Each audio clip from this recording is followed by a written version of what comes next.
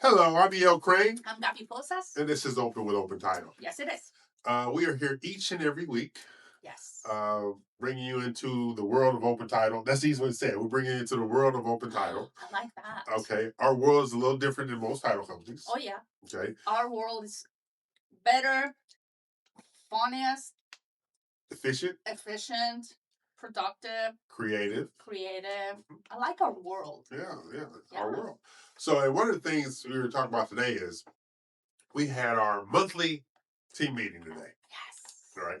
So we have people from all over the state. We were on our Zoom calls, and some of us were in our cars driving with our cameras off. And um, we're doing some things a little differently for 2026 to build our business. And one of the things that our conversation was about was what's the market look like right now? Yeah. We're all addressing what the market looks like. You know, I was talking about in small independent builders ramping up their business, then the resale market. And Gaby has a builder. I have a couple of builders. We're working on some more builders. We have some bank relationship work. And the conversation was around how are we addressing um, the fear Yeah. of people not wanting to buy a house. So I don't personally see it, but then again, that's not in my market. Okay, you know, I mean, I have a lot of bilingual clients, but the vast majority of my clients are not bilingual. But as we were talking, I was talking to our COO, and what people don't understand is this does not just affect sales; affects production because some of the best subcontractors in the market are Hispanic. They're bilingual. And these people are afraid to go to work. A lot of these people are afraid to go to work. And then you go on another. So houses are taking longer to build. The cost of housings are not going up, not just because of the tariffs and the amount of the cost of supplies. The people who are going to work are now charging a higher premium. Framers, roofers, slab people, sod, stuff like that. And so we're looking at it only from one aspect. It's many things that are being affected that are affecting the market. And so what we're seeing is what do we do to take care of the listing agent or the builder to try to move around? That's a very good question. I mean, we cannot remove the fear of the clients there. And I personally seen it. Well, I didn't see it firsthand. I heard about firsthand. You know, my son has this stuck on masonry business, and one of his employees got swept up and sent back to their country. Right. Anyways, I feel like we cannot take away the fear. However, we can help the agents by being more creative. Yes. And try to get them into that state of mind of like, hey, everything is going to be okay. Now, some of our agents that are bilingual or work mostly with Hispanic clients, we are trying to obviously make them feel more comfortable with what's happening, but also making them expand their business to not only serve the non-Hispanic community. Because if things keep as they are right now, these agents are going to be with no business, right? Exactly. So they need to expand. So we're helping them with new introductions, with new classes, with new trends, with new marketing. And the way I feel that they will benefit the most is networking. Yes. Getting with other agents, getting with other lenders, attending our classes, attending the events, because let's be honest, things can get better. Yes. And we hope things get better for them. Absolutely. Yeah. But they have to reinvent themselves. Perfect word. Reinvent yourself. recalibrate, restart, refresh, whatever word you want to use. But you're absolutely right, because I'm looking at the agents who are still being productive. And I mean, there's some bilingual agents that are being really, really productive, right? But like you said, they're not just going down one street. They're going down multiple streets to get to the end of the road, which is a sale. Correct. And that's what you have to change out. And one of the things that you use the word creativity, you got to be more creative. You have to use your network. One of our agents that I have a training call with every Monday morning, I did my class. I have a class called Special. All right. And it never fails when I send them their list of questions, like what makes you a special real estate, for that class. Yeah. They all say the same thing. I answer my phone call. I'm always available. No. My mom says I'm special. all of them say the same thing. I said, no, special is being special and having specialties. So when I took her through this litany of class, litany of opportunities, you've seen it before, she said, oh my God. Yeah, oh my God. Yes.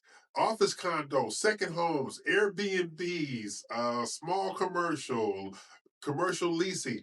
Never once dawned on it.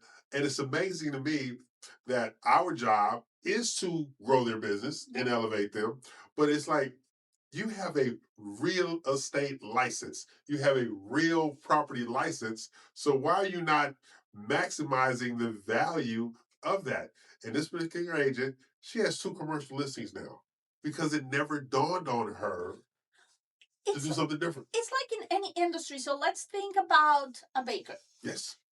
A baker needs to offer different flavors, different shapes of the cakes. That's right. Maybe cakes, cupcakes, cakes in a cup, cake pops. And if you just offer chocolate cake, your clientele is going to reduce, right? So I feel like real estate, as any other industry, you have to diversify and you have to have different channels, because maybe you have A, B, C, and D. Right. And if for some reason A is stuck, like right now it is, you still have B, C, and D. That's right. And you're going to keep, surviving whatever it's happening. If you only have A and A is not working for you right now, what do you have? That's it. You're done. You're toast. Stuck. You're toast. Then you have to find a second job, or you have to change industries. So diversify, be creative, and reinvent yourself and your business model. Yes, I've heard a lot of agents say, well, I specialize on only divorcing couples, or I only specialize in luxury. I only specialize in this. That's great. That's what your specialty is. But you have to have an array of business. Right. Absolutely. If you want to have an array of income. Yeah. If you want to be relevant, if you want to be successful, like one of our other agents, she told me, I just picked up 3 more listings yesterday. All right. And one of the listings, okay, she lives in Katy. Okay. One of the listings is in Pearland. Another of the listings is in the Woodlands. And another listing is in Mount Bellevue. Okay. Because she realized she has a Texas license. Yeah. She has a Texas license, which means she has Texas opportunities. Like when I at my networking group this morning, I said, well, I'm looking for introductions to small boutique brokerages, right? In Houston, Dallas, Austin, San Antonio, El Paso, I don't care where they're at, all right? Because we have a Texas license. We have Texas jobs. And so when you look at those things, and then you have a lot of fear mongering, and the fear is real. Not saying it's not real, because I actually saw my first live ice takedown yesterday. Oh, really? Yes. Coming back from our event yesterday. Right there at 99 and West Park Tollway. Wow. Yeah. I pulled up in there to get gas because I don't push cars, so I had to go get some gas. So some guys over there sitting, eating lunch. 2 trucks pulled up, guys jumped out with the mask on, didn't say anything. They kicked their lunch out of their hand, and whatever they're drinking, kicked out of hand, picked them up, put them up against the wall. And so I said to myself, that's horrible. There was no justification for the behavior, let alone that I'm rating you kind of situation. But I also thought to myself, let me get the hell out of here. Yeah. So they didn't even ask questions. No, they jumped out and just really accosted these guys, like four or five of them, five or six of them. They was on their breaking lunch. The landscaping. Yeah. When they had the trailer there and everything. It was crazy. And that's why they're in fear. That's why they are not willing to buy houses. They're not willing to go to work. They're not willing to seek medical attention sometimes because they feel like, the doctors are going to have to tell, the government, like, hey, people are scared. People are dying. Matter of fact, our COO, he told me his wife, Eric's wife is Hispanic. Did you know yes. that? Okay. So her best friend is married to this guy. A great business. A great business. He is so terrified. He's been here 15 years, built up this beautiful, very lucrative business. 15 years. Eric and his wife have to go buy groceries and take them to the house. He refused to leave the house. His wife works from home, but he is so terrified he won't even leave the house. That's sad. And it's just sad all the way around. Now, this is not about politics. This is about politics impacting real estate. Yes. I could care less about anybody's whatever, but how it impacts my job, and the people who impact my job, buyers, sellers, builders, subcontractors, plumbers, stuff like that, and the like. That's just crazy to me. So one of the things we're doing at Open Title with our agent advantage listing guide, we said that to our CEO yesterday because said we have these relationships. If these houses get sold, this is how many closings we have. But the houses have got to get sold. Yes. So our job is to connect the first set of dots. Correct. This builder or the agent's job is connect the second set of dots so we can get the contract in and get to the closing table. Like yesterday, we have a couple contracts came in yesterday. One was a refinance, one was a purchase last night. And the agent who did the purchase contract, I called her this morning and I said, how'd you get that house sold? Because where's that, right? She says, a lot of prayer. That was her response. A lot of prayer. I said, wow. I said, are you kidding me? Me being me. She says, no, no, no, no. That is a beautiful home. It's priced right.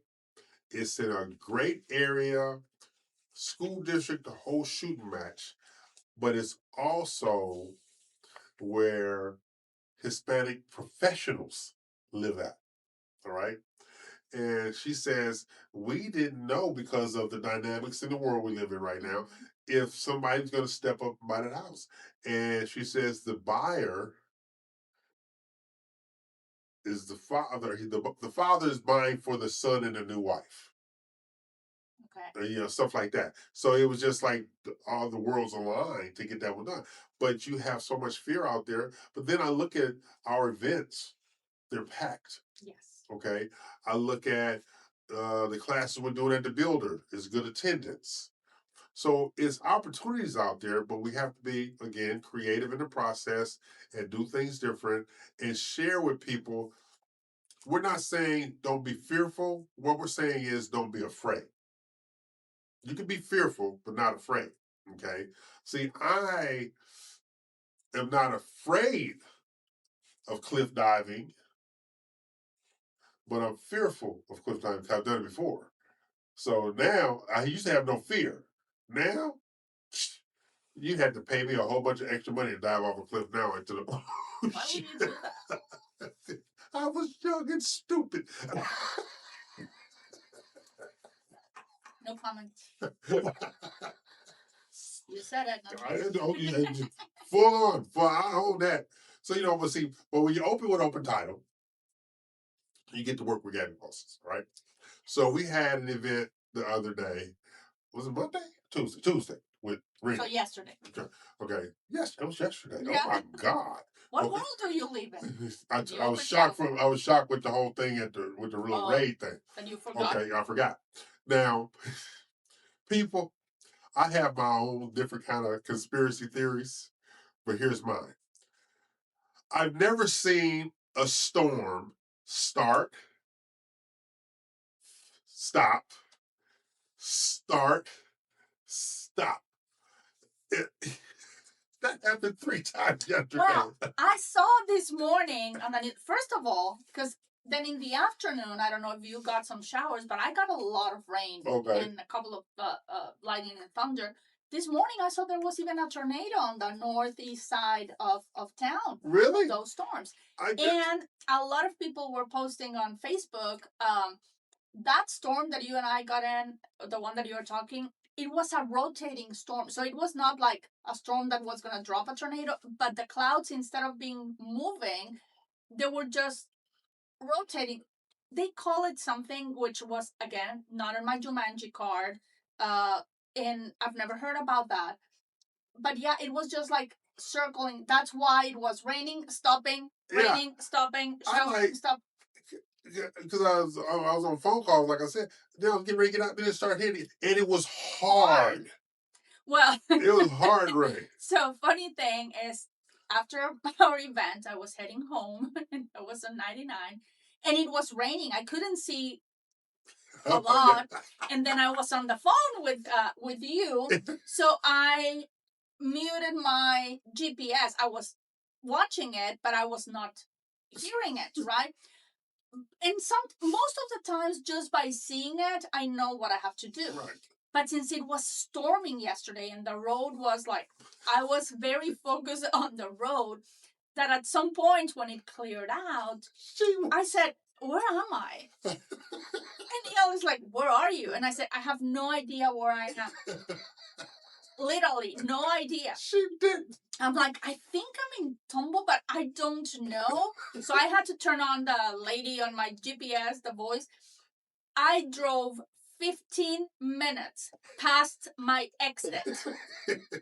15 minutes. And you know what? It was funny because I was talking to you, driving, paying attention, and from time to time I look at my GPS, and it was showing like, you know how the GPS shows like either blue or orange or what? It was showing blue on both sides, like going and like on both. And I said, it's weird that it's showing both sides. Usually it just shows where you're going. It was telling me to make a U-turn. But since I had it mute, 15, well, actually it was 17 minutes. 17 minutes out the way. 17 minutes past my exit. I was just, that's how bad the rain was yesterday. Yeah, it was, because it was that really pounding hard rain. Yes. You know, stuff like that. So, you know, now see the event we have a monthly event right now with one of our clients. They're using our phrase posting party. Yes. It's going to be on the first Tuesday of every month, right?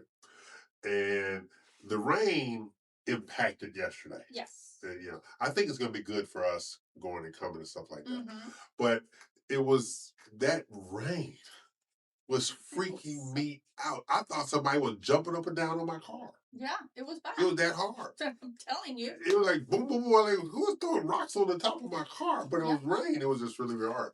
So you have that going on. Then we have meetings this week, right?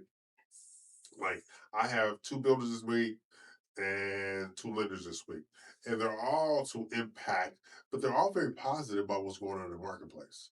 So, and the people that you're talking to, are they feeling the same way? Yeah, I think they all agree that, November, December, and January were very, very slow. And you and I have talked about it. Closer to Thanksgiving, people were like not worrying about houses and whatnot. They were more focused on Thanksgiving dinner, and then Christmas came and whatnot, and then January is always one of the slowest months. But we've seen a little up. A little ray of sunshine at the end of the tunnel, which they say don't follow the light on No the follow top. light. No. No follow. No, follow the light. That's what they say when you're dying. Exactly, because you might be dying. That's You're true. just following We the can't have light. that. We can't have that. So be careful what light you're following. That's true. Anyways, yeah, but we've seen. I mean, I've had probably 4 or 5 contracts this week, which is really good, especially since it's only Wednesday. So it seems like it's picking up. Again. Yeah, and I'm and my most important calls today are I have a strategic meeting with a brokerage, but the most important call is the 2 lenders. Yes, that's the most important call because the lenders they between the refinances, the HELOCs, determining where they close, the commercial that's what's going to be to our best benefit right there. Now, like I said, we're talking about the market and we're talking about the changes. I don't do fear. Okay. I don't do fear because you don't know what the outcome is. You have to literally wait for it. So I don't do fear. So which means I don't do fear mongering. Conversation I had based on this. All these people who are being fearful, and I'm not even talking from a cultural standpoint, I'm talking about buyers and sellers, period. All people being fearful buyers, the prices are steadily going up. They're steadily going up. So it doesn't make a difference what the interest rate is. The prices are going up. So what you could afford at this time last year, you can't afford at this time this year, even though the interest rates have gone down a little bit, because the price has gone up. Because the prices have gone up between 17 and 21%. That's huge. Yes. Okay, so let's say $17,000 per $100,000. Okay, that's another $68,000 for the cost of the house you could have bought last year at a higher interest rate, but the payment would be lower than the new interest rate, which is lower, but the price is higher. You know, so you got those kind of things going on, and then you have this tax season, so those taxes are coming out. I don't like that. No, I don't like me. So you have to have most of the time your taxes are lower at the appraisal district than the actual value. All right. Yes. But if they're higher than the actual value, then you go to dispute your tax, right? Those tax bills are coming out, and people are panicking again. They're panicking again. They're fearful. Oh no! Did you do your exemptions? Did you update the values? Did you dispute the tax liability? There are ways for you to continue to stay positive versus negative. What is it? Glass half full versus glass half empty. I'm glass half full. All right.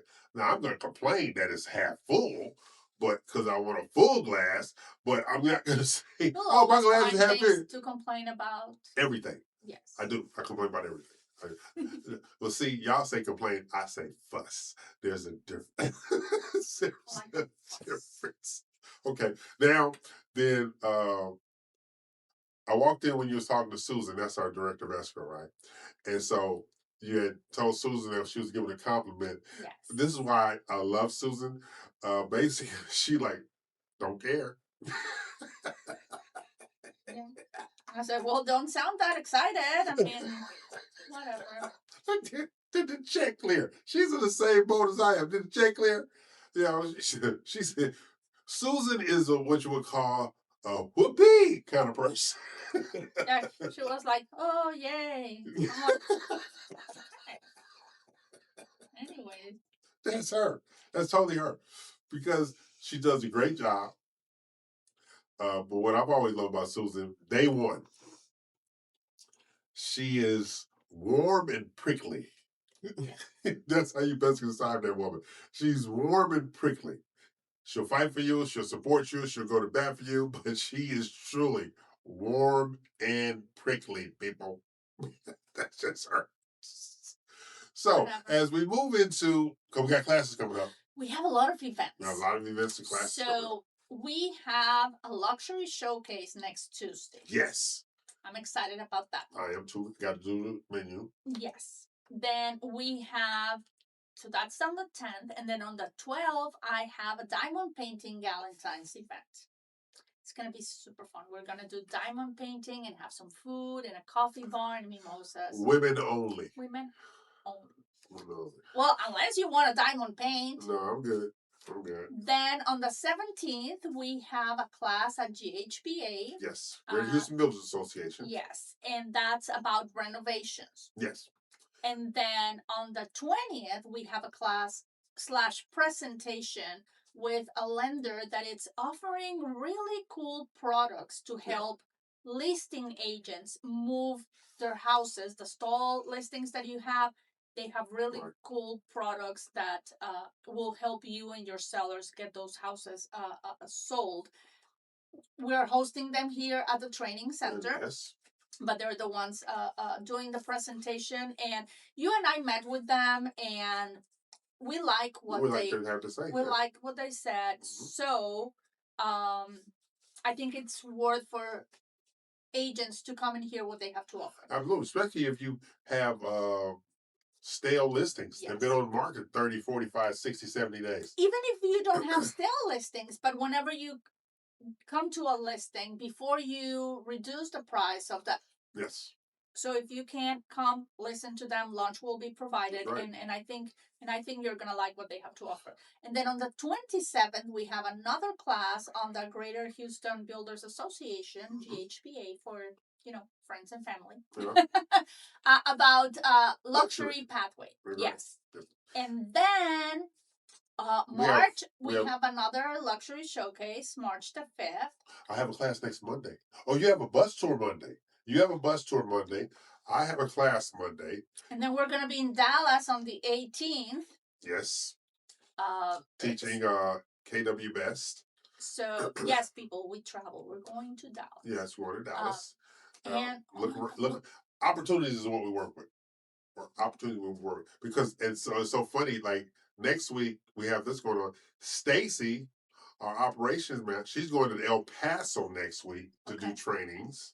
So we Open Title is truly a statewide platform. Yeah. Okay, it's truly a statewide platform because our listing guide covers all the major cities. Mm-hmm. All right. So basically, it doesn't make a difference. We close everywhere because when we say open with Open Title, we can open and close anywhere because we have centralized processing and we have a notary network, we have an attorney network, our underwriters are everywhere, so we're good to go. We do residential and commercial. Yes. And speaking of residential and commercial, one of the things, I don't know if you know this, Gabby, buying a boat is a closing. Really? Yes. A boat. A boat. You buy a boat is a closing. So you have to go through title processing? It's called a UCC, but it's kind of the same dynamic. You put a lien on it, stuff like that. But it's not real property. But you don't close it at a title company. You can close it at a title company. And see, what the larger banks do, you can either come, like, when you go to sign your paperwork for a car? Yes. You can go into a bank and sign your paperwork for a car, too. So it's called a closing, all right? The financial transaction that ends in a contract is considered a closing. It's not just real property. So one of the things that we're offering up clients to get the volume is, hey, we'll close your boat loans and your car loans as well because we just charge a flat fee for that. It's not title premium. So it's just service oriented to, hey, we want the real property, but we'll do this for you as well.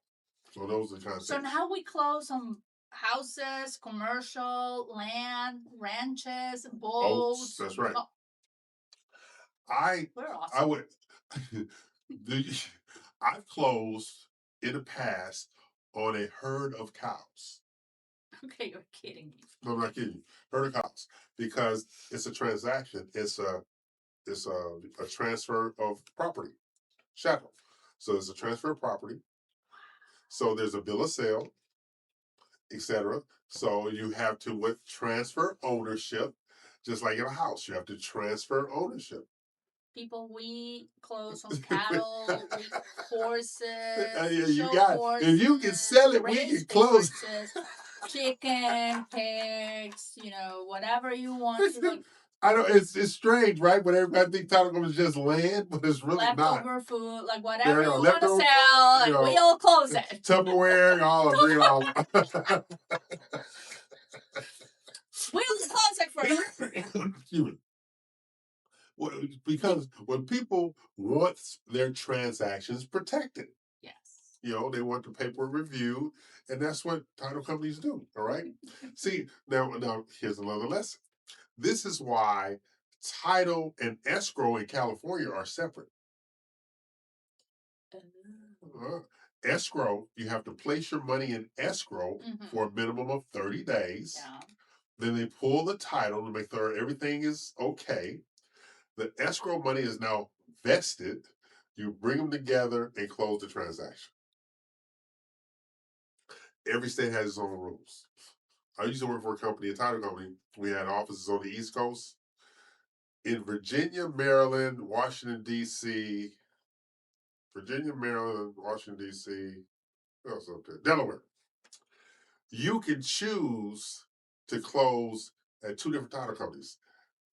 The buyer can close at one title company, and the seller can close at another title company. And each one charges their own escrow fee. So what you have is like, I know the company I work for, our escrow fee was $1,050. All right. In Virginia. Now this is what happens in Virginia. You sign all your papers. It can't fund until you take the signed, notarized papers and file them at the county clerk's office same day. Wow. So all title companies have runners. Yeah. That's all they do is run back and forth to the courthouse, get the papers filed, they come back with the stamped document, then you can fund. I'm glad we're not in Virginia. Not in Kansas anymore, totally. Yeah, they have runners. That is a full-time job being a runner. Wow. Yeah. So so title is different. It's a whole world. Different thing. So you have these things. So between our events, like you're going to be on the bus tour because we're doing a bus tour in the Heights. Yes. We're going to visit 3 different resale properties in the Heights. They're going to have hors d'oeuvres, lunch, dessert at the 3 different locations. Ooh. Yeah. I'm in. Okay. What about drinks? Huh? What about drinks? You got to talk to Miss Tara. I have no idea. Since you're going to be dealing with that one, because I'm going to be teaching in Katy. Okay. Yeah, I'll be teaching in Katy. So I'll bring my flask with me. This might be water. This might not. Might not be water. Okay. Now, I have to give Gabby kudos. She gave me the most amazing Christmas gift. She gave me this really, really nice flask. And I'm talking about people, this is a flask. She even gave me the flask that comes with its own funnel. All right. I was such a most of them don't come with funnels. Really? No. Well, I know nothing about flasks, Yeah. so like. Yeah, but most of them don't come with funnels. So how do you? You have to buy your own funnels and stuff like that. And see, but now me, because I'm a flask connoisseur, I have some big mouth flasks where I don't need a funnel because the bottle will fit right. So you have these so you carry the bottle. Instead of a huge flask. Yeah, but she bought this beautiful, beautiful flask, and I have used it. I have used it. But you have these different dynamics. But title is the same way. There's different things for different sources. Because you talk to the agents the other day at the event. Yesterday. Yesterday. It seemed like it was days ago, but it was just yesterday. I guess because the weather's so nice today versus yesterday. All right. I thought we're a different season. Yeah, every day. I still think it's somebody at NASA just playing with a switch, messing with the weather. I really believe that. So you talked to the agents yesterday, and this agent that we met yesterday, we did a posting party for, he is already confirmed. I'm working with you guys. I'm placing that contract with you guys, so forth and so on, so on, so on. And then his team lead, she already works with us. So it's how we message ourselves and how we support, because the one thing he kept saying, I've never had support like this before, and the presentation and stuff like that. I said, well, uh, you can't be different unless you elevate yourself and the people that you work with. Right. So those are kind of things that we have going on right there. And so, what's going on with your builder? They're there. They're there. They're there. They're there. What's going on? Well, I don't know. I mean, we don't have any events planned soon, but I mean, they're there, they're working, and hopefully selling some houses and lots and whatnot. Is Port Lavaca sold out? No, we're still selling in Port Lavaca. Okay, so Port Lavaca. Because Gaby had a bus tour to Port Lavaca. No, I didn't go, people. Okay, I don't know what I was doing, but I didn't go. So you have that. So then we have, like I said, we got renovation. We have luxury. We have the listing. List and lock. List and lock. List and lock. List and lock. We have the trainings at the various brokerages. We have one in Dallas. Mm-hmm. We have Katy next week, Sugarland. After that, then we move into March, and we have multiple events in March. I got to get with one of our lenders to schedule hers, Loan Depot. I got to get that on the schedule. So yeah, it's just a lot of things going on to promote getting these houses sold. We're busy. Yeah, and then we're also working on a panel discussion for producing agents, but it's not top producers. It's not a top producers panel. It's a panel to introduce agents to how to get things done in a down market. Yes. All right. So it's an educational panel because that's what we do: educate and motivate, stuff like that. So what we're going to have is, how are you still selling $1 million houses in this market? How are you still selling affordable housing in this market? Are you still doing that many loans in this market? So these are the things we're putting this panel, and it won't be at the training center, it won't be at GHBA. We're trying to find the right venue to do that. Yeah. To do that. We have a panel of 5 or 6 individuals in the industry. I'm thinking 2 lenders, 4 agents, something along those lines, and push it out that way. Then we have our strategic partnerships that we're building out with many brokerages to handle all their trainings and teachings and stuff like that. And I still want to, the people over there on 290 that we went and we haven't been back, I still want to do something with them. I don't know what I want to do with them. I just want to do something with them and figure out a way. Gotta be a way.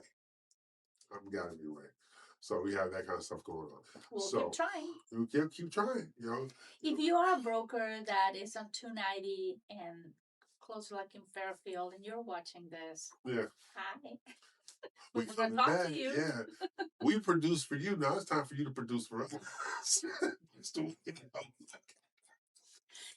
Here's what I've learned, and this, talking about this brokerage just remind me about this. There's a lot of brokerages or teams and lenders that have a long standing relationship with another title company. That's right? True. That's very true. And we're not asking you to fire your title company. We're asking you to listen to what we have to offer because it's different. Yeah. Give us a try. And if you don't send us all of your business, at least send us one of every 3 or 4. See our value.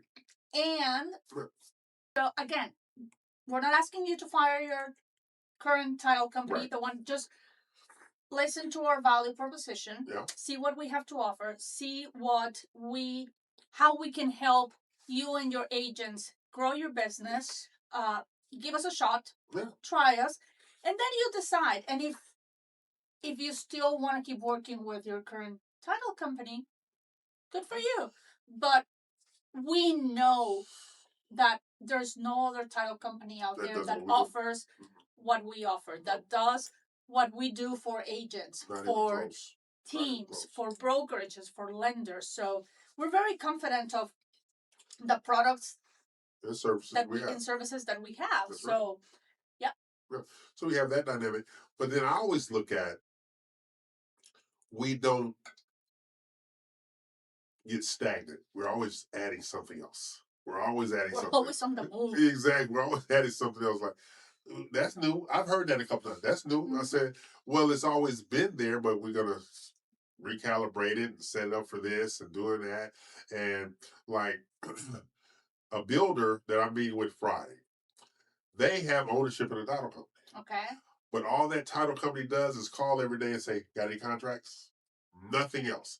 They don't market with them. They don't sponsor events. They don't come teach classes. All they do is gimme, gimme, gimme. So that's how we're getting a meeting with them because these are our deliverables. This is what we can have. But that's why we put everything in writing. Yeah. We put it in writing because this holds us accountable to let you know this is the things we said we're going to do and this is what we are going to do. So that's what makes us really, really different in the marketplace. Another thing that you and I do a lot is when one of our agents calls us and say like, hey, do you know someone? I have this property, or I have Right. do you have someone that we make connection? Like, well, this company buys land. I know you have land. Yeah. Let's connect We the refer two back of you. on, yeah, connect the dots. I have another agent that's like, hey, do you have any builder contacts? Because I want to see if I can get.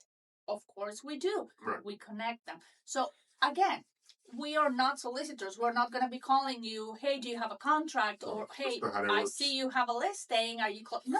Yeah. It's like, hey, how are you doing? How's business?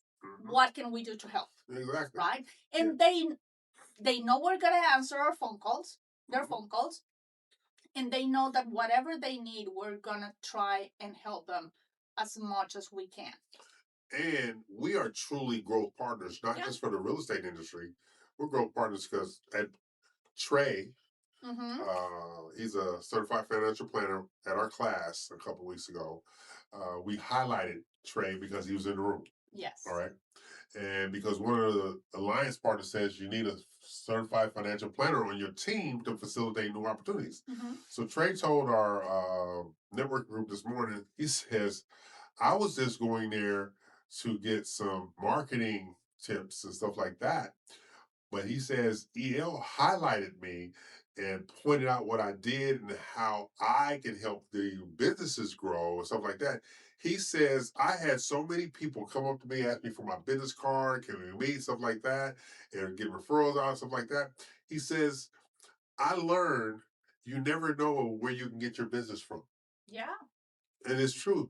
He was in a room full of agents who have disposable income, a lot of them, who need to diversify their finance and investment portfolio. So he's the perfect person for them to talk to. And he would just, he says, he's actually, I was shocked at being highlighted, but I was even more shocked that when we took our networking break, so many people came up to me and wanted my information to get in contact with them because they want to do this, they want to do that. I said, so they asked me, why'd you do that? I said, I don't have a financial planner sponsoring my event, but if I got a financial planner in the room, I'm going to point out he's a financial planner. If I don't have an inspector sponsoring the event and I have an inspector in the room, I'm going to point out, hey, here's an inspector in the room. And we do that not only at our classes, at our posting parties, our luxury show, any event. If we don't have a specific industry sponsor, that's right, we invite others to come and get some business. And that's why also people that sponsor our classes and our events like to partner with us, because they've always said, especially when it's their first time, like, I've never sponsored a class or an event where I am highlighted so many times throughout the class, so many times throughout the by name, by company, because most of the places where they sponsor, they give them their 2-minute spiel and that's it, right? No, we're different, and that's why they like to sponsor our classes and our events, because they know we're gonna be highlighting them over and over and over, and they're gonna make really because it's about promotion. It's about promotion. We're helping promote their business because they're supporting us, but it's not just that. You can't grow your business if you're not willing to grow somebody else's business. In a nutshell, Exactly. you can't. You can't grow your business and are willing to grow somebody else's business. So we do things like that, and they're not just talking before the class. We have slides. Oh yeah. Where we're highlighting them during the class. Not just at the beginning or just at the end. No. During the class. So when we tell you if you're going to sponsor our event, you need to stay. Oh yes. You need to stay. Because you can sponsor, but if you leave, I mean, you get your time to talk, and then if you leave, EO's favorite phrase must be present to win. Yes. He's not going to be pointing out about you or how if you already left the room. So you need to stay. Yeah. Because that's where people are going to learn about you, your name, your company, your business. Mm-hmm. And whenever we go for lunch break or at the very end when we finish and it's time to network, all these people are going to come. That's right. Talk to you, get your business card and ask you questions, and that's where you get business. Which is the way it's supposed to be. Now, because we know how we do things and how we highlight our sponsors and the value that the sponsors bring to our events and our classes, right, but also the value that we provide to them. We've had in the past sponsors or companies that will like to sponsor and partner with us, but they don't want to contribute anything, or they're like, oh, can you lower the price of the spot, or can I just bring some cupcake? No, because we know the value of what you're getting out of partnering with us. Yeah. So we don't diminish our brand at all. We are not going to lower the standards of what we do to accommodate other people. And we had that situation happen a couple of weeks ago. Oh, yeah. And he said, well, I want to do, no, that's not how this works. No free rides, no, let me give you a ride, you won't put no gas in my car, was none of that. And so what I did was I sent him a picture of our class. This is what you missed out on. That's exactly right. This is what you missed out on. You could have been off from all these people. Mm-hmm. This is what you missed out on. And not only they're there. Yeah. After the event, we send our sponsors the list of all the attendees with their email address so they can connect with them. Yeah.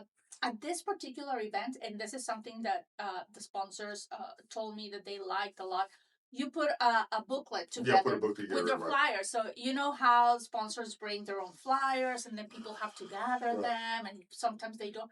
No, we gave them a booklet with everything included.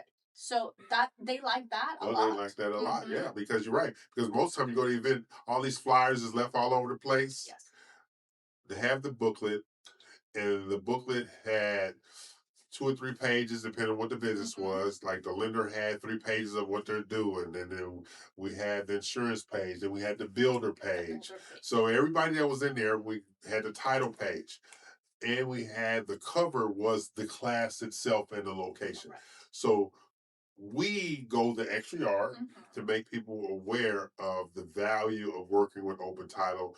This is why we say when you open with Open Title, you're not getting just a transaction service, you're getting a full-blown marketing entity to help you generate more business. And that's how. So I'm E.O. Crane.